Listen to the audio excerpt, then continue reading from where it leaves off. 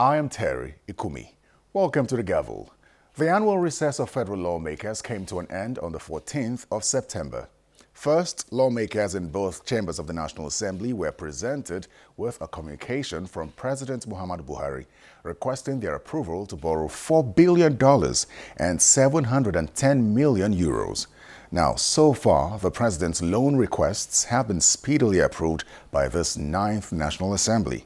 And for one particular senator, that's a problem. Take a listen. President Muhammadu Buhari has written to the National Assembly seeking approval to borrow $4 billion and 710 million euros from bilateral and multilateral organizations to fund the deficit in the 2021 budget.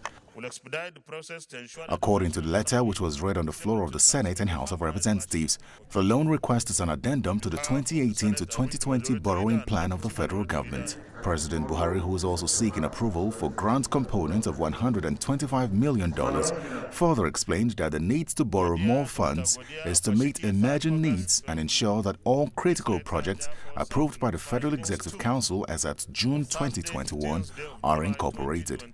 A right in respect of the above subject and to submit the attached addendum to the proposed 2018 to 2021 Federal Government External Borrowing Rolling Plan for the consideration and concurrent approval of the Senate for same to become effective. The distinguished Senate President may wish to recall that I earlier transmitted a request on the proposed 2018-2020 Federal Government External Borrowing Plan for the concurrent approval of the Senate in May 2021. However, in view of other emerging needs and to ensure that all critical projects approved by FEC, Federal Executive Council, as of June 2021 are incorporated, I hereby forward an addendum to the proposed borrowing plan.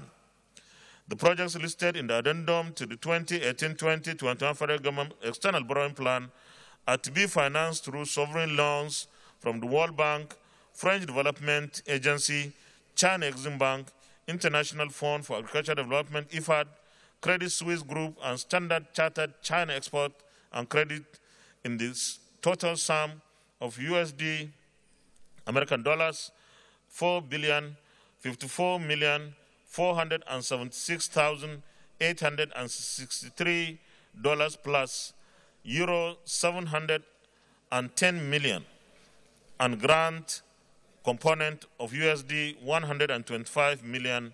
The Senate is kindly invited to note that the projects and programs in the borrowing plan were selected based on positive technical and economic evaluations and the contribution they would make to the socio-economic development of the country, including employment generation and poverty reduction, as well as protection of the most vulnerable and very poor segments of the Nigerian society.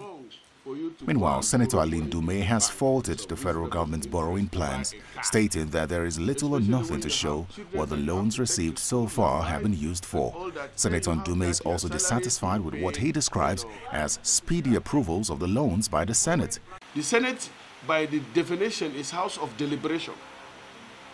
When things like this come, we don't just rush and say, oh, because you want to be good and you just approve it. No, you are supposed to look at it critically, cross the T's, dot the I's, ask questions, carry the people that you are representing along to say, look, they brought this to borrow. Do we agree? That means, those that elected you. Not that we just sit down here and just do it. In fact, it may be good, but the way we do it makes the people we represent look at us suspiciously. There are some situations where the demand, the time is short, and that you have to act fast. Then you have to carry Nigerians along. I feel pain when they say, and you people, again, this is the third and the last one, I won't do it again. You call us rubber stamp and all that. No. And it's because we don't carry you along.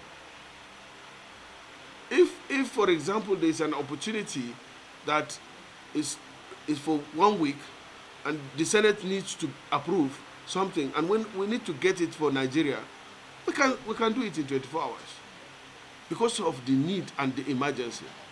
But then if there are certain things that can wait, there's no hurry in it, that we need to analyze. Like we rush to approve certain borrowings. Up to now, we didn't get the money.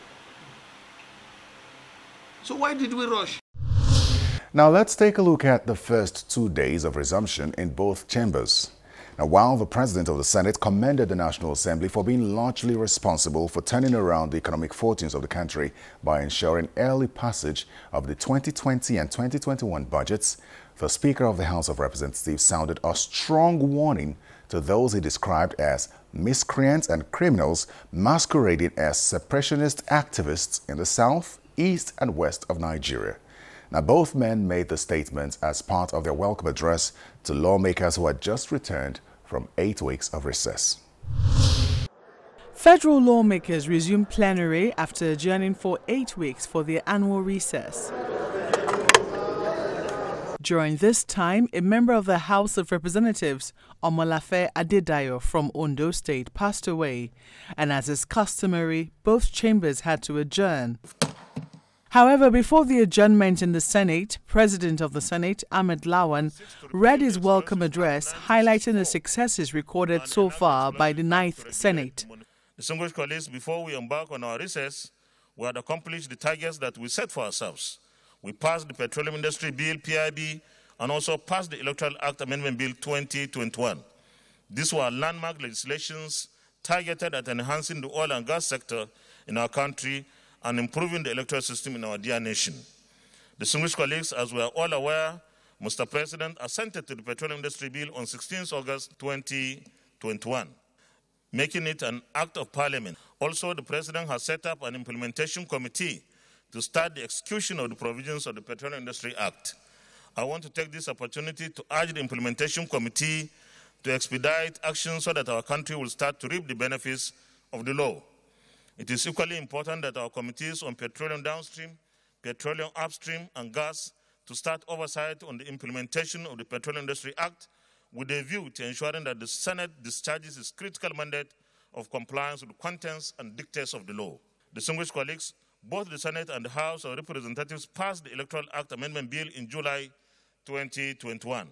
There are, however, some differences between the two versions of the bill. There is therefore the need to set up a conference committee between the two chambers to harmonize the two versions. The Senate Conference Committee will be announced soon.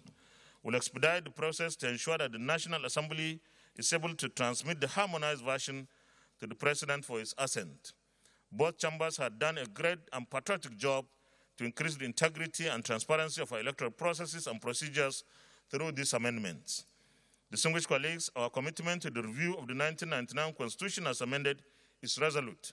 The Senate Committee on the Review of the 1999 Constitution had worked throughout the period of the recess. I am aware that the committee will present the report of its work to the Senate soon. He believes that the issue of insecurity is still of utmost importance, even as a new legislative year commences. Distinguished colleagues, let me applaud and commend our gallant armed forces for the recent successes recorded in their fight against insurgency and banditry in our country. I want to urge them to sustain the campaigns until the insurgents and bandits are rooted out in our country. Distinguished colleagues will recall that we approved the supplementary budget request of the Executive in July this year, just before we proceeded for the annual summer recess.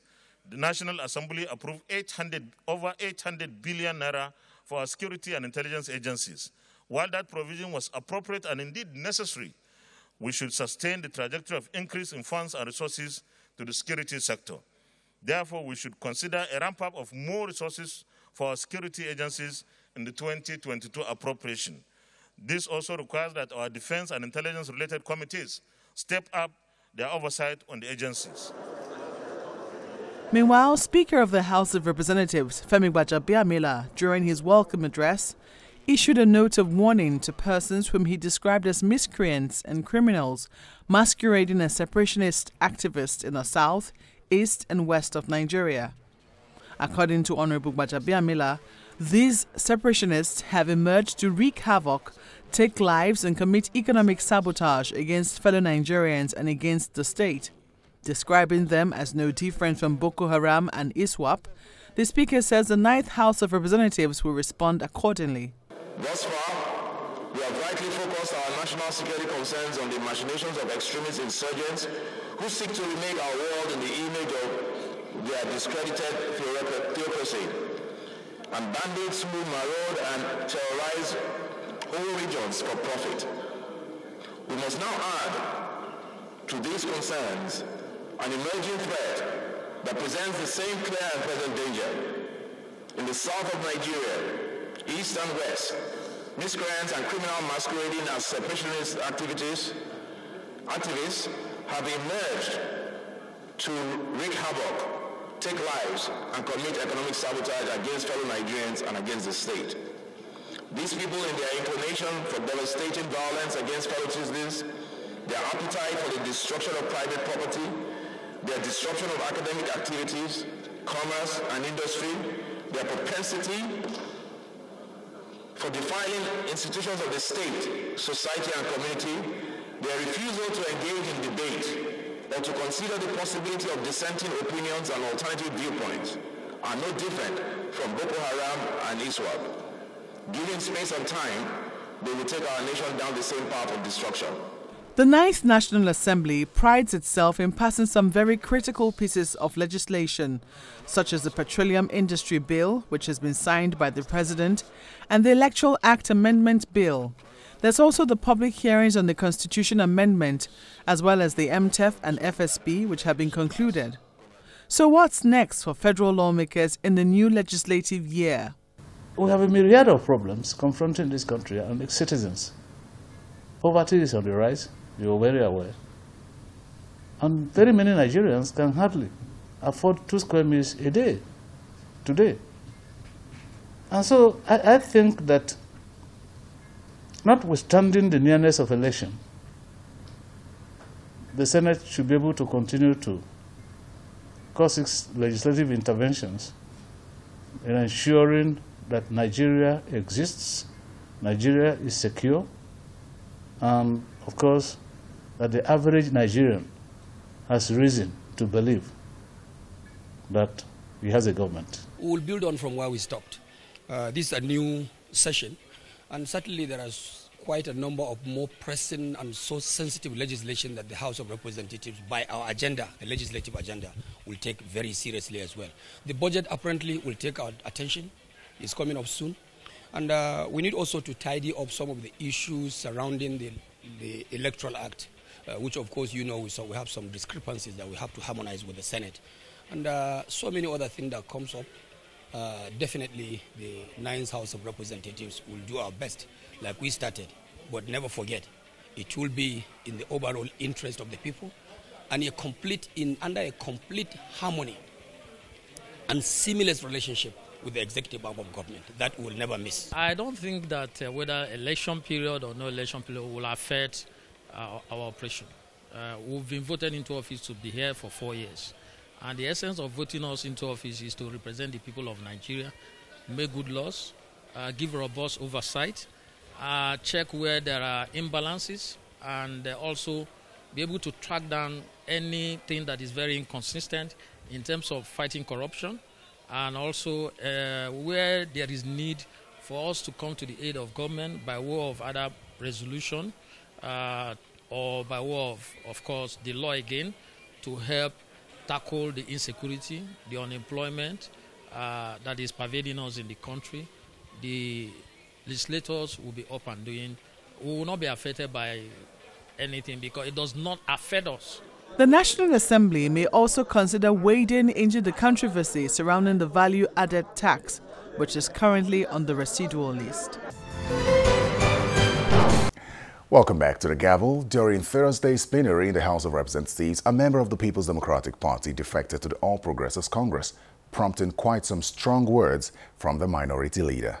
Here's a detailed report of that and others in the Green Chamber.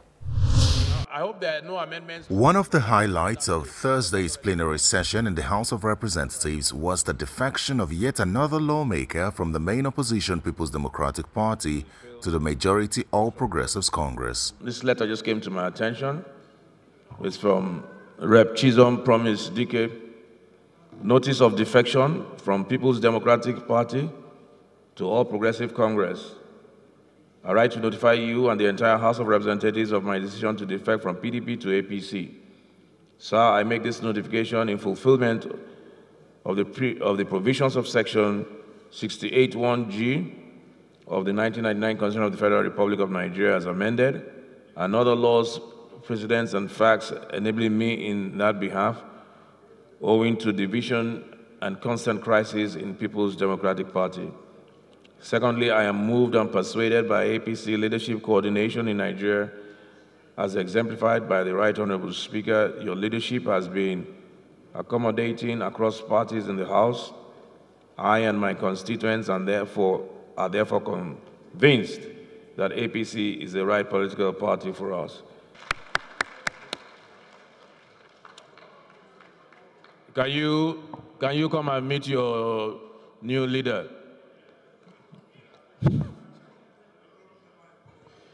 Mr. Speaker, subsection 2. Expectedly, there were reactions from the PDP lawmakers insisting on the illegality of defections on the floor. The question is that, has the member fulfilled that particular section of the Constitution by presenting very, very satisfactory evidence, cogent enough, that the PDP has a division? Mr. Speaker, in his reaction, the minority leader had strong words for the ruling All Progressives Congress. it's very funny how the APC-led government is priding themselves that they intimidate people to join their party while Nigerians cannot even sleep. There is insecurity in the nation. Today, Zamfara is locked up. Even Katsina is totally locked up. Do you want to bring a motion on security? Do you want to bring a motion on security? The issue is the crossing of one of your members to APC.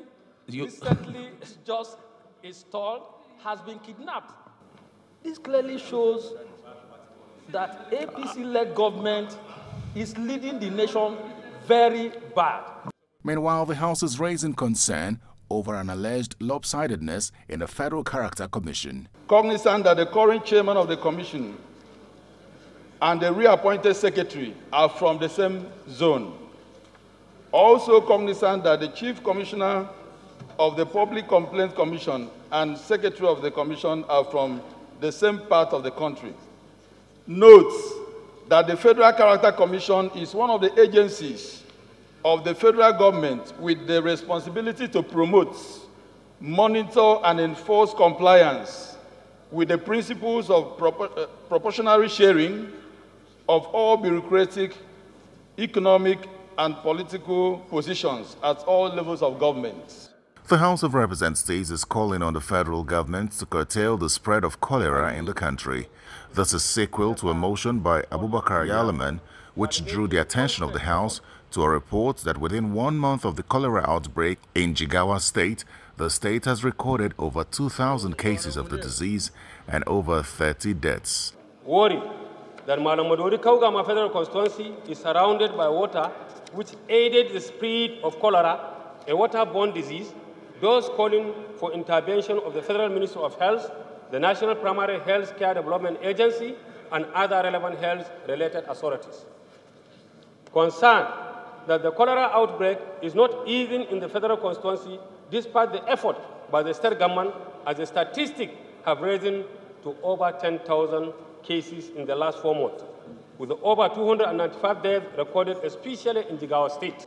Meanwhile, the House has mandated its Committee on Customs and Excise to investigate allegations of murder at Igangan, Oyo State, by men of the Nigerian Customs Service.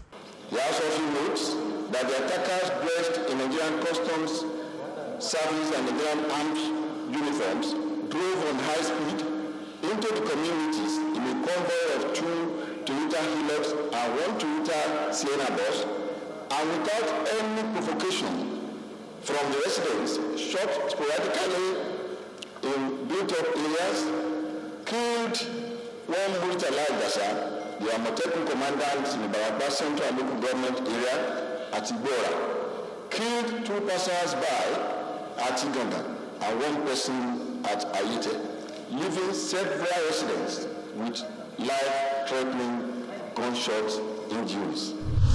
Now, for our final report, here's a look at other activities of lawmakers outside the green and red chambers. The Senate Committee on Solid Minerals, Mines, Steel Development and Metallurgy held a 2-day public hearing on 4 bills to improve mining in Nigeria. and a motion on the urgent need to investigate the loss of $9 billion annually to illegal mining and smuggling of gold. One of the bills seeks to establish a mineral development corporation. The activities and scope of the corporation will broadly cover the following areas. A. Mineral exploration for solid minerals located within Nigeria with a view to developing mining assets to definitive feasibility study, DFS stage, and bid such blocks to local and international investors through a transparent bidding process. This corporation will help in no small measure in encouraging the younger generation into mining on one hand, and I think more importantly too is the fact that it's going to provide jobs for a large army of our youths. The Minister of State for Mines and Steel Development announced a breakthrough in the mining sector and called for more attention to be paid to the sector. I'm sure that in the next few weeks we are going to launch Made in Nigeria Barite. You said something about the central bank, or my brother Senator Smart Adeyemi said. It's unfortunate they did not believe in us, because if they believe in us, if they support us the way they are supporting agriculture, we will do wonders for this country. The proposed bill has made provision to address future challenges that may be encountered by host communities in the process of mining. The Chairman Senate Committee on Agriculture, Abdullahi Adamu, has condemned the anti-open grazing laws of southern states. Senator Adamu says the laws infringe on the rights of free movement of herders as provided for in the Constitution. He says government has failed to show support to herders as it has shown to other businesses. Government owes these herdsmen a duty to protect their calling. And I dare repeat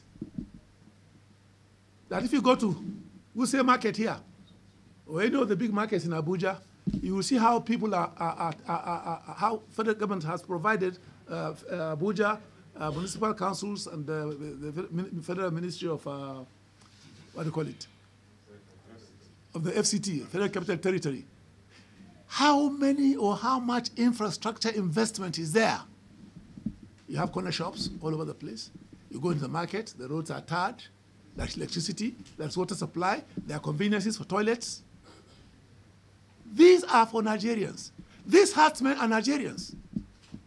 The government has the same duty that they owe these businessmen in Lagos, in market, in Alaba, in Onitsha, in Kano, wherever. They owe that duty to the herdsmen too. Meanwhile, a member of the House of Representatives from Plateau State is dissatisfied with the government's approach to tackling insecurity in the state. Justice is the answer. Bringing the real perpetrators to book is the answer. It's not about the perpetrators that most of the times that are being showcased is when the attackers come, attack. And when they leave, the youths within the community will come out to guard the community.